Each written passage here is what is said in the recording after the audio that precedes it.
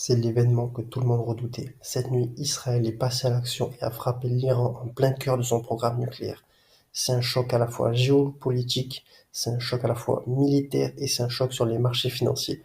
Est-ce que cela va embraser tout le Moyen-Orient? Quels seront les impacts sur vos investissements? Pétrole, or, actions, bitcoin? Toutes les cartes vont peut-être être rebattues. Reste avec moi jusqu'à la fin de cette vidéo et je vais tout te dévoiler sur les derniers développements, leur signification et la meilleure stratégie pour protéger ton patrimoine face à l'incertitude. C'est dans ce genre de moment que se prennent les meilleures ou les pires décisions d'investissement. Donc c'est parti tout simplement pour la vidéo. Donc ici nous pouvons voir le graphique du S&P 500. Qu'est-ce que nous pouvons voir? Tout simplement, c'est que le S&P 500 a perdu 1% de sa valeur donc aujourd'hui. Les tensions ont amené également des anticipations de rupture d'approvisionnement sur le pétrole. Donc nous allons voir ça tout de suite. Voilà. Donc le prix du baril, il a bondi de plus 7 à plus 14% en seulement une séance, comme nous pouvons voir ici sur ce graphique. Et ce pic, il reflète l'inquiétude sur la sécurité du transport maritime dans le golfe Persique. Ensuite, qu'est-ce que nous pouvons voir sur ce qui s'est passé à Wall Street? Donc nous allons directement regarder le Dow Jones. Voilà, attendez. Le Dow Jones, voilà.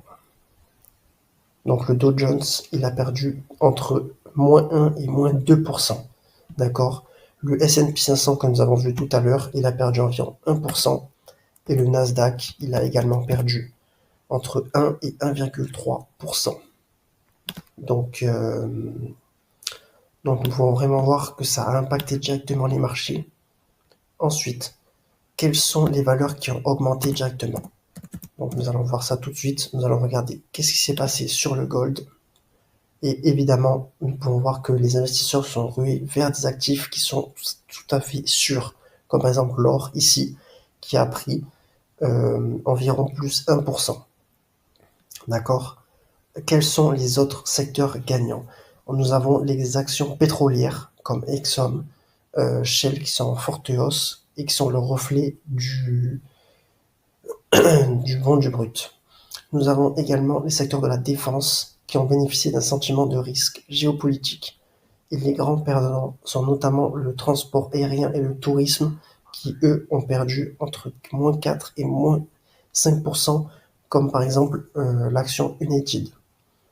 Nous avons également la tech qui a été modérément affectée avec le Nasdaq qui a perdu 1%. Et maintenant, nous allons regarder directement l'action Apple, comment est-ce qu'elle a réagi.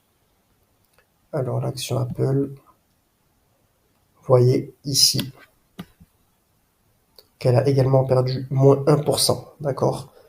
Maintenant, comment est-ce qu'il va falloir réagir si jamais tu investis? La première chose à faire, ça va être tout simplement de garder son calme, parce que les marchés réagissent souvent très violemment à court terme avant de finalement se calmer. Il faut également avoir un portefeuille qui est diversifié. Un portefeuille équilibré limite les chocs. Il faut surveiller le pétrole parce qu'une pression prolongée sur le brut peut relancer l'inflation et peser sur les actions. Donc là, pour l'instant, le pétrole, comme nous pouvons voir sur ce graphique, il a bien augmenté. Il va falloir surveiller, voir si ça continue ou pas à augmenter. Également, il ne faut pas surréagir parce que si la crise s'essouffle et que les livraisons restent stables, les marchés pourraient rebondir rapidement. Donc ce qu'il faut retenir très rapidement, c'est qu'avec les tensions qui se passent en ce moment au Moyen-Orient, nous avons le brut qui est en hausse, nous avons donc certaines actions qui sont en repli, comme notamment les actions de la tech, et nous avons une fugue vers les valeurs refuges. Cette dynamique est tout à fait classique, mais la volatilité actuelle est renforcée par les risques politiques. Pour les investisseurs, il va falloir rester vigilant, garder son sang-froid est tout à fait essentiel.